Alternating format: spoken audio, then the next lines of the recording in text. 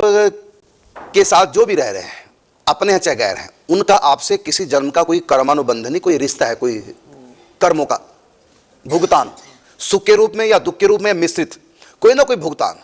जैसे आप मुझसे मिले, आप मुझसे मिले, तो मेरा किसी ना किसी जन्म का कोई ना कोई ऐसा भुगतान है, सुख का या दुख का, कोई भी ऐसा है। तो क्योंकि ये सुख देने आए या दुख देने आए, यदि ये तटस्थ रहेंगे तो चले जाएंगे, मतलब फिर मेरे से कोई मतलब नहीं। तटस्थ जो होते हैं, तीन तरह के लोग होते हैं, सुख देने वाले, दुख देने वाले, एक तटस्थ। जो तटस्थ होते हैं मतलब जिनका हमसे कोई मतलब ही नहीं होता, वो हमारे पास टिक ही नहीं सकते। वो तो मेले की तरह हजारों लोग आए, भीड़ में मिले गए, वो तो इस तरह के, ना उनसे कोई दुख ना सुख। लेकिन जो ज्यादा दिन तक टिक जाते हैं या कुछ जिनसे सुख या दुख होता है, तो वो हमारे किसी ना किसी जन्म के कर्म का फल है। और ये आवश्यक नहीं कि इन्हीं के साथ और दूसरों के साथ भी हो सकता है।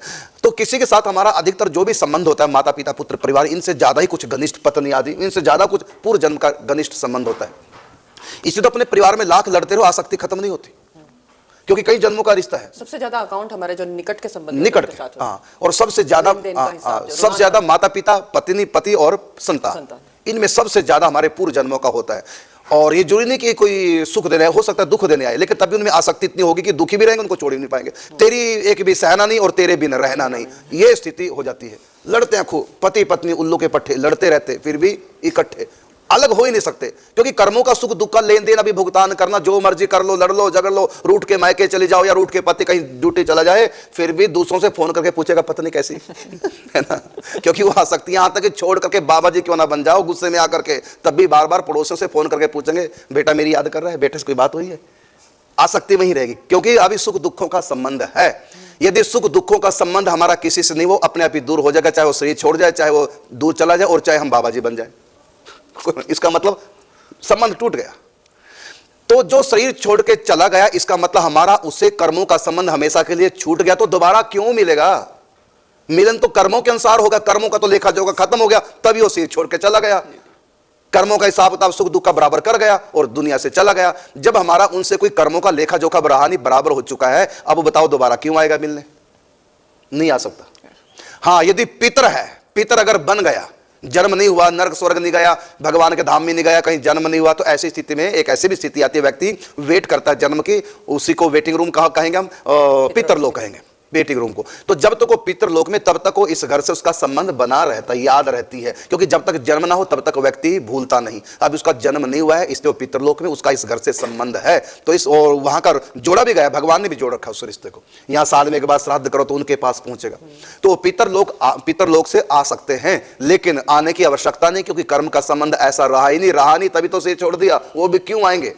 हाँ, हम उनका तिरस्कार करेंगे, अपराध करेंगे तो वो नाराज हो जाएंगे। यदि हम उनके लिए कुछ करेंगे तो प्रसन्न होकर वहीं से आशीर्वाद देंगे, लेकिन इस घर में आएंगे नहीं। फिर भी कई बार ऐसा होता है, विशेष खुशी या विशेष दुख उनको हो तो इस घर में संबंध वो जोड़ करके स्वप्न में आकर के अपनी बात कह सकते हैं, क्योंकि उनका शरीर हमारी तरह नहीं होता, सूक्ष्म होता है।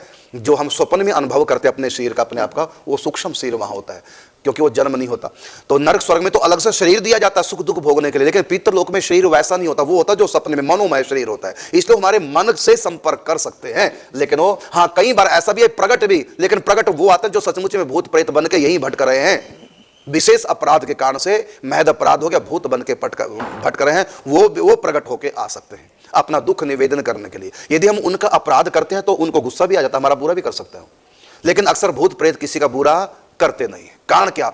क्योंकि उनको पता, पहले वो सोचा करते थे किसने देखा मरने के बाद, अब वो खुद देख रहे हैं और उनको भी अपने पूर्व जन्म की याद रहती है, लेकिन पूर्व जन्म के जो लोग हैं उनसे उनका ऋणानुबंध नहीं है, कर्मों का जो बंधन था वो खत्म हो चुका है। तो वो भी एक रूल में है, भूत प्रेत भी एक रूल में, उस रूल को फॉलो उनको करना पड़ता है। तो इसलिए वो, और उनका खाद्य सामग्री बड़ी अपवित्र कही, क्योंकि उनको दंड दिया जा रहा है प्रेत बन के भटक रहे। तभी कहते ना कि तेरे को तो नरक में भी ठोर नहीं। तो भूत भी एक प्रकार से जन्म है कि योनि है। ऐसा नहीं कहते आत्मा भटके, आत्मा नहीं, उनका शरीर है, आतिवाहिक उनका शरीर है, वायु तत्व का बना, उनको जन्म मिल चुका, जन्म है वो भोग योनि है। जो बताया गया ना कि 84 लाख योनि, उसमें भूत प्रेत पिशाच ये सब योनियां हैं सूक्ष्म जगत का।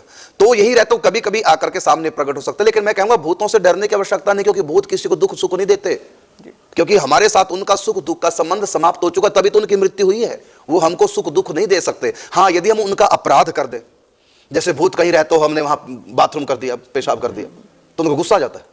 हाँ, तो इस प्रकार से जो है हम उनका वर्तमान में कुछ अपराध कर दें, तब भले क्रोध कर दें, तो भूत चाहे बास चाहे वहां रात को रुक जाए, भूत कुछ नहीं कहता। लोग जो भूतों से डरते हैं, डरने की आवश्यकता नहीं। भूत जय खुद परेशान है, वो बेचारे किसी कुछ कहते नहीं, उनको स्वयं पता है कि हमने ऐसे कर्म किए थे, आज भूत बन के भटक। देखा ना धुंधकारी भूत बन के आया, तो अपने भाई से उनको कहा कि मेरा उद्धार कीजिए।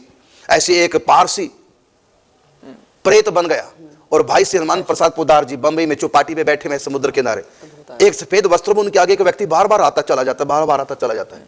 अंत में भाई जी ने पूछा, भाई तुम कौन हो? तो उसने बताया कि घबराना नहीं, मैं पिशाच प्रेत हूं, पारसी प्रेत। बताया कि घबराने। भाई जी क्यों घबराएंगे, तो बैठ के महामंत्र जाप कर रहे थे, और तो महापुरुष थे। तो बताया, तो उसने पूरी बातें बताई, और बहुत बातें नरक की पितरलोक की भाई जी को बताई, जो भाई जी ने ग्रंथों पढ़ी, उसने पारसी प्रेत ने बताया भाई जी को हमारी क्या स्थिति। और बताया कि मेरा एक नियम, कहता सब भूत तो अलग अलग कर्मों के अनुसार नियमों में बंधे, अपने नियम को मर्यादा को कोई तोड़ता नहीं। तो मेरी एक मर्यादा है कि जब तक मुझको कोई पूछे बात नहीं करेगा, पहल नहीं करेगा, तब तक मैं बोल ही नहीं सकता। इसलिए मैं आपके सामने बार बार घूम रहा था कि आप पहल करें, क्योंकि मेरा रूल है, मैं जिस नियम में बंधा हूं कि किसी पहले कोई मुझसे बात करे तभी मैं कर सकता हूं, तो बात ही नहीं कर सकता। और उस रूल को भी भूत प्रेत भी फॉलो करते हैं, मर्यादा नहीं तोड़ते, इनकी भी मर्यादा होती है। ये अनावश्यक किसी को तंग नहीं कर सकते। मान लो यहां भूत रह रहा है इस कोने में, और आप रात को वहां सो गए, तो कुछ भी नहीं कहेगा। भूतों से कहता, भूतों से डरो मत। पता नहीं लोग डरा देते, ऐसे ऐसे सीरियल बनाते हैं, पिक्चरें भूतों की बनाते हैं, सब गलत सिद्धांत बता रहे हैं। ऐसे भूत नहीं होते।